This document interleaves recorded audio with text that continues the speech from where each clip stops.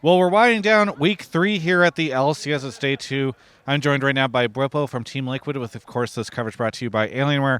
All right, Bwipo, what the hell's going on with Team Liquid? Because the first weekend, you guys were like gods of the Rift, and then it feels like there's been a bit of a decline. You guys lost yesterday, but then today you just won, and it looked pretty good. So against CLG. So what do you think is causing sort of the variance? Because again, I think there was a point in time after that first week where people were like, "Oh, Team Liquid's just definitely the best team here." Right. I think you can be the best team in the league at a certain thing.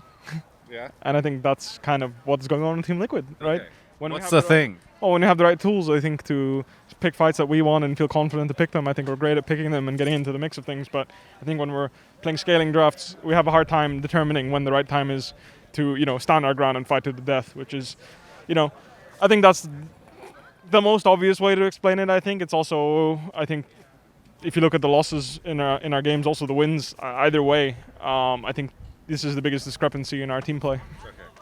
And so, what are you guys doing behind the scenes to make sure that things get better? We had a meeting with the players. We all talked and tried to figure out, who are we? I felt like we were kind of a joke. Like, no one takes us seriously. Like, I don't think people are prepping right now and being like, holy fuck, like, we have to play against these guys. Like, Yeah. I don't think anyone's looking at TL like, all right, we're counting 0-1 down this week.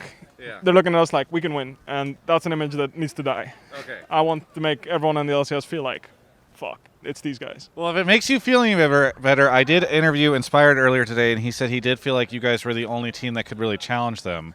But it sounds like you don't want them to feel like you want them to be like, oh God, we have to play against Team Liquid. Yeah, exactly. Like, EG is great. I actually think they play some very solid League of Legends. They're definitely the closest to international competition that the LCS has to offer right now. I think that they play really smart League of Legends, and I like the way they play. And I think that when we're at our best, we're definitely able to contest them. And our best right now is just having confidence in the champions we pick and the way we pick fights. And that's something that we need to work on so that we can be confident picking scaling drafts. But as of right now, we'll have to see whether or not, like, we have 2 weeks. That's for me is a huge bonus because we're in a spot where we're 5-2. We got our reality checks. We stole a game off FlyQuest. So we basically got 3 losses, only 2 counted. Yeah.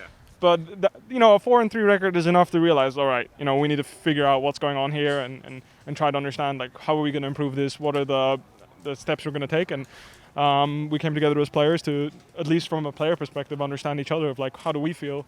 What are the steps we need to take in order to improve our image as a team for ourselves, for the people that we're playing against, as well as how do we pull those results that we really want to see? Yeah. Like in week 1, because even though we played against weaker competition in week 1, on average, I think we played some of the weaker teams. Don't quote me on that. I think so. I mean, it's in an interview, so you will get quoted. Anyway, sorry, continue. Yeah, basically. But I think on average, the competition was weaker. So coming in 3-0, like, it was just like the hype of the boot camp, Yeah. like, et cetera, et cetera. And we did show some really good League of Legends. And I think that moving forward, we can still show a similar style. Like, for example, I think we played today very similarly to how we played week 1. But obviously games like yesterday, the FlyQuest game, and there was one more game that we lost. I forget, which one. But, yeah, I mean, yesterday's, yes.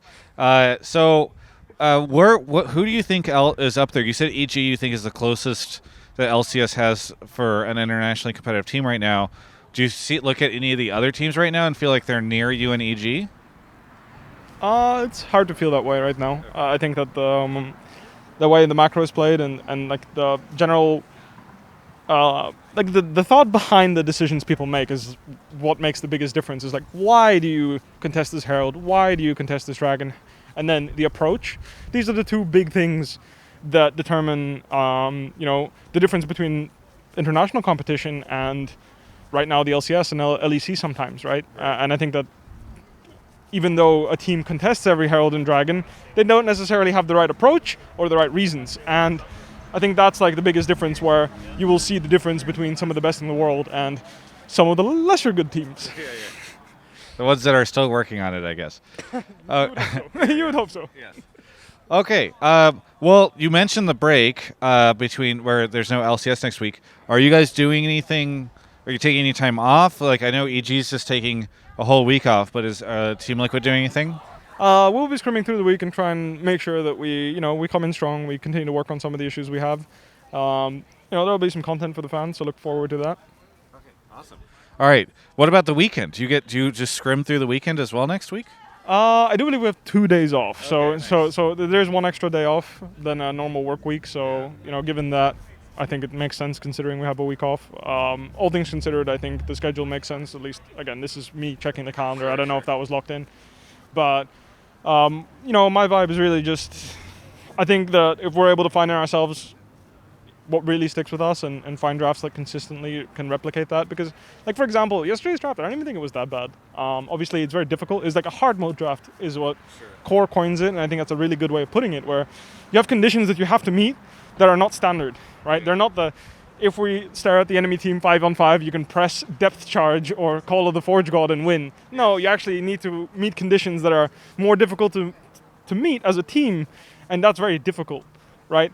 It's much more difficult than grouping up and pressing the buttons. And that doesn't mean that the draft can't be improved. And I think that the difference between good and bad is not bipolar like people make it to be. If something is not good, it's bad. And that's not true. Something can just be average, or something can just be okay.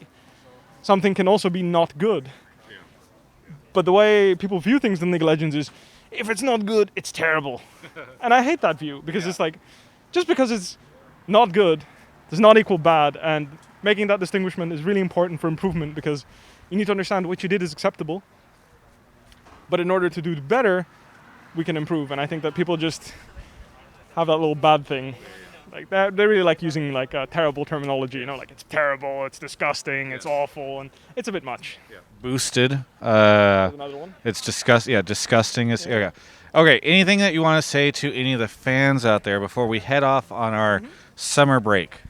Us at Team Liquid Honda are obviously very sad that we disappointed you guys. We had a lot of hype coming into the split, and we're working on making sure that we're a cohesive team that everyone can be proud of. And that's definitely a process that I feel like all the players and staff are very committed to improving. And, in the end, 5-2, it's going to be all right, guys. It's going to be all right. We're going to make it the playoffs, and I think I haven't missed Worlds, and I don't intend on missing it this year either. So well, I'm going to Worlds. I can guarantee you that much. Looking forward to seeing you in New York. Bwipo, thank you so much for the interview. For everyone else, you can check out the rest of my coverage of all things LCS right here on my YouTube channel. Guess what, everybody? You can get, and I know this is shocking. I know you just watched that interview. You're like, that was so great. Now I'm being, there's nothing that can top that interview. Well, guess what? I'm about to top it, because you can get Black Friday deals in July from Alienware right now. If you click the link below, alienware.com/Travis, Black Friday deals in July. It's fantastic. It's amazing. I can't even. I'm just stumbling over my words right now to try to tell you how fantastic these deals are. But please do me a favor and click the link. Be sure you click the link, or just manually type in alienware.com/Travis, because if you go through the link, it actually lets them know that you're doing this because of me, and I like that. It makes me feel good, and also has good impacts on the revenue of the company that I run, and I can continue to do these things. And Worlds is going to be expensive this year, so please check it out.